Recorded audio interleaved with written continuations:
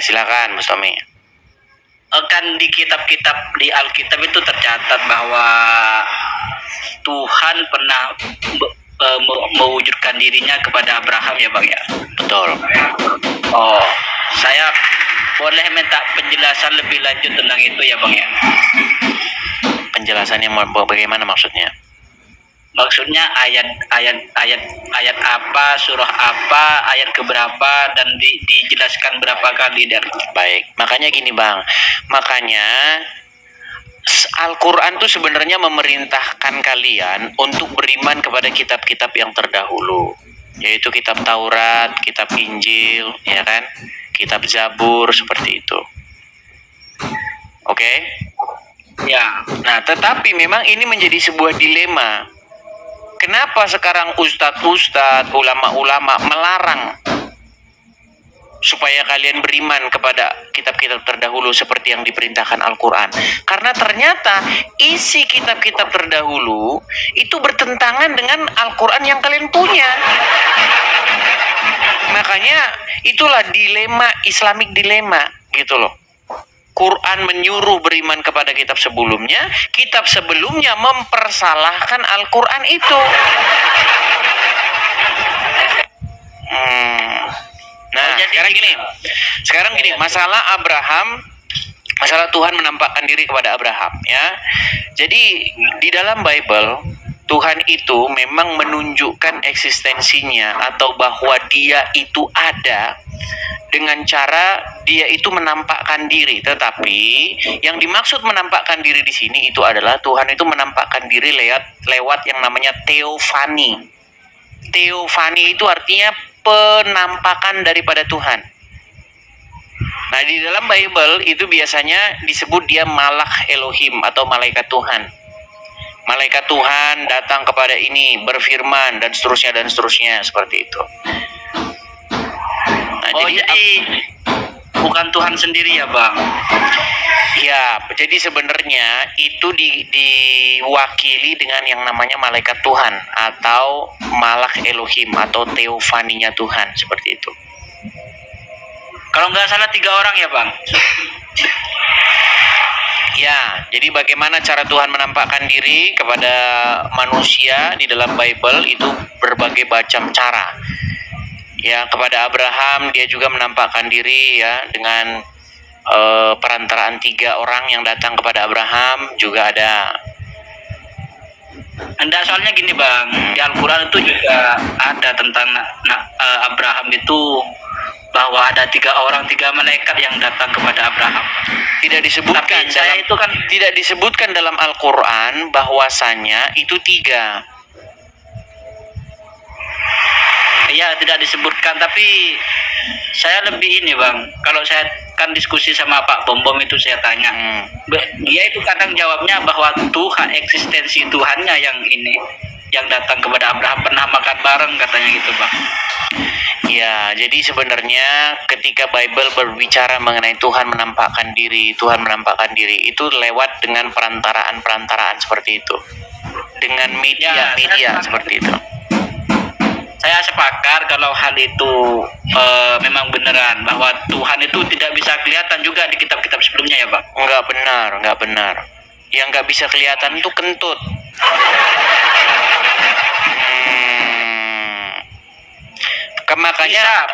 Makanya orang Islam mereka itu sudah dicekokin, sudah diracuni dogma-dogma bahwa Tuhan nggak boleh kelihatan. Karena sejatinya kalian tidak percaya kalau Tuhan itu ada.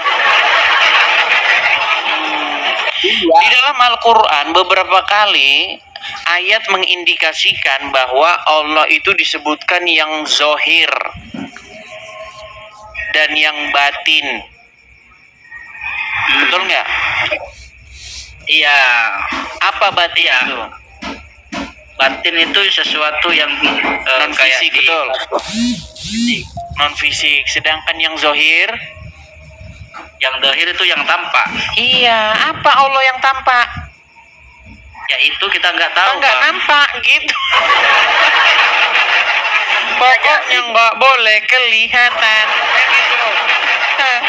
bisa jadi apa yang dikatakan Bang Edis itu benar tadi. Apa namanya, mengutus utusan untuk menampakkan. Iya, makanya saya bilang Yesus itu disebut sebagai Immanuel, Allah yang menyertai manusia, yang ada di tengah-tengah manusia. Begitu. Makanya Eksistensi Tuhan itu Yesus. oh iya dong. Tapi kenapa kalau Tuhan itu kok bisa? Jadi Yesus itu adalah salah satu bukti bahwa Tuhan tuh ada. Begitu. Kalau di dalam agama Islam, Tuhan nggak ada, nggak boleh ada. Padahal tahu nggak, di dalam ayat Al-Quran salah satu pahala atau upah bagi orang-orang yang bertakwa yang paling tertinggi itu apa? Tahu nggak? Apa? Memandang wajah Allah, di situ dibilang. Surah berapa itu? Ayat berapa? Waduh, susah. Coba bisa sebutkan. Berarti selama Anda membaca Al-Quran, Anda tidak tahu itu. Baik, saya tunjukkan ayatnya ya. Ada di dalam Al-Quran, itu diberikan bahwa kalian itu memandang wajah Allah. Oh, Ya. nama wali wajah gasatul masjidil haram itu ya. Di mana kalian itu hadapkanlah kepada wajah Allah itu ya Bang ya? Bukan, itu suruh menghadapkan wajah kalian. Bentar. Saya tunjukkan ayat Qur'annya ya. Misalnya itu ada di dalam surat Al-Baqarah. Sebentar, bukan surat Al-Baqarah, sebentar. Nih. Bentar ya. Tuh, di dalam surat Al-Qiyamah ayat 22 sampai 23. Wajah-wajah orang mukmin pada hari itu berseri-seri, kepada Robnya lah mereka memandang. Itu kan pembahasan nanti di akhirat itu, bukan di dunia Bang. Iya, artinya wajah Allah punya wajah nggak? Ya kalau ayatnya ada ya ada. Iya, tetapi nggak kelihatan. Tapi nggak kayak wajah Bang Edis gitu loh. Siapa bilang seperti wajah saya? Ada saja. Bang, kalau misalkan Yesus itu Tuhan Bang, lalu kenapa Yesus itu masih berdoa, bersujud, itu gimana itu Bang? Oke, sekarang itu pertanyaan kamu sama seperti begini. Kalau Muhammad itu Rob, kenapa Muhammad tuh masih berdoa? Nah inilah, kalian saja belum sepakat Muhammad Rob atau tidak. Satu bilang Rob, satu bilang bukan. Begini Bang, dalam kosakata bahasa Arab itu ada kata Rob, ada kata Sayyid. Bedakan, ada kata Rob, ada kata Sayyid. Kalau Rob itu kita mengabdi kepadanya, tunduk, patuh, berserah diri, menyerahkan. Anda melakukan itu nggak kepada Muhammad? Dengerin dulu Bang, dengerin dulu. Saya kasih tahu. Kita tunduk, patuh, mengikuti, berserah diri, maka kita menuhankan atau menjadikan dia sebagai Rob. Tapi kalau Anda dalam berbuat bahasa itu kepada Muhammad? ada Sayyid Bang. Sayyid ini ada dua. Yang ditanya apa? Anda perbuat nggak itu kepada Muhammad? Kalau Nabi Muhammad itu sebagai Sayyid dan tauladan. Sebentar. Anda kan bilang ketika Anda patuh, tunduk, taat, mengikuti sesuatu, maka sesuatu itu menjadi Robmu, betul? Bukan berserah diri. Di situ nggak ada kata berserah diri. Kalau ya kita sekarang begini.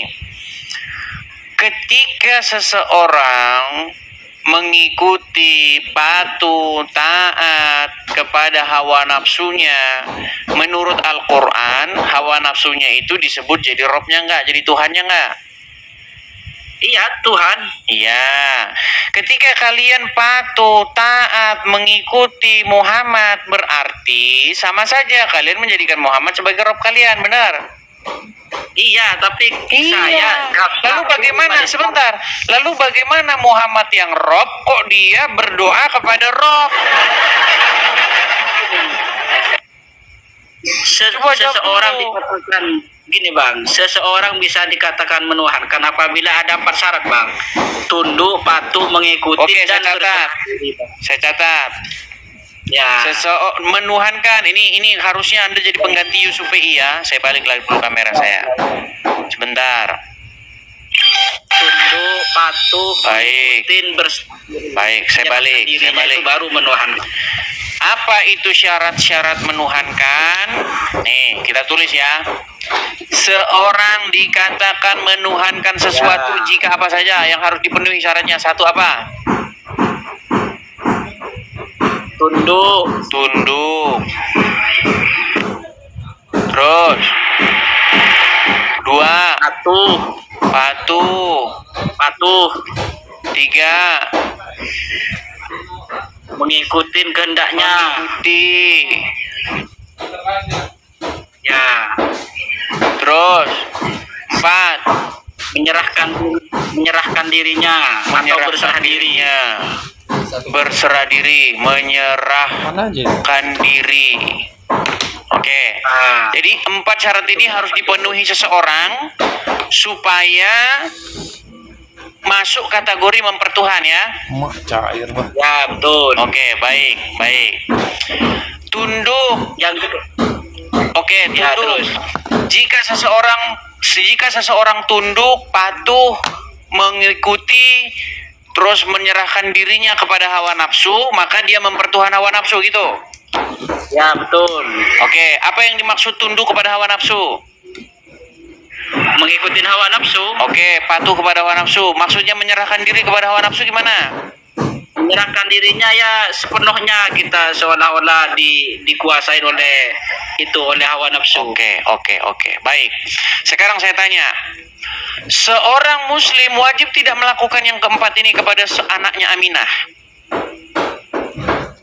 Aminah itu siapa, Bang? Waduh, kurang nggak tahu. Gini, Bu Suami, ketika Anda menjadi seorang muslim, wajib tidak keempat yang kamu katakan ini harus kamu perbuat kepada seorang manusia yang namanya Muhammad. Nabi Muhammad gagal dikatakan Robbi karena dengar dulu. Yang ditanya bukan itu. Dirinya, Bang. Gini, sebagai seorang muslim, Anda itu wajib tidak melakukan keempat hal ini kepada seorang manusia yang namanya Muhammad. Nabi Muhammad gagal dikatakan Rob karena umat Islam tidak menyerahkan dirinya, Bang. Jadi Oke, apa yang dimaksud dengan menyerahkan diri? Yang dimaksud dengan menyerahkan diri apa? Itu ini tawakal, artinya menyerahkan dirinya itu nyawanya semuanya itu seolah-olah dipasrahkan kepadanya. Oh, jelas sekarang. Oke, baik. Nih, saya akan tampilkan hadisnya. Siapa yang harus kamu utamakan? Nyawamu apa Muhammad? Nyawa Nabi Muhammad. Sebentar, nih saya tampilkan hadisnya, ya. Nih. Saya tunjukkan hadisnya bahwa kalian itu wajib mencintai Muhammad lebih dari ada apapun. Perhatikan. Saya akan tunjukkan kepada kalian, ya. Nih. Perhatikan hadis ini. Kalian ini penuhan Muhammad, penyembah Muhammad, pengkultus anaknya Aminah. Kami mengiringi Nabi SAW dan beliau menggandeng tangan Umar radhiyallahu anhu. Kemudian Umar berkata kepada Nabi SAW, wahai Rasulullah, sungguh engkau sangat aku cintai melebihi apapun selain diriku. Maka Nabi Muhammad SAW menjawab, tidak. Demi yang jiwaku berada di tangannya, hingga aku sangat engkau cintai melebihi dirimu. Lalu Umar berkata, kepada beliau, sungguhlah sekarang saatnya, demi Allah engkau sangat aku cintai melebihi diriku. Maka Nabi SAW sekarang, engkau benar wahai Umar. Jadi ada di versi panjangnya, seorang muslim itu wajib mencintai Muhammad lebih daripada apapun, lebih daripada hartanya, lebih daripada anaknya, lebih daripada perniagaan yang mereka miliki. Pokoknya wajib mencintai anaknya Aminah lebih dari apapun.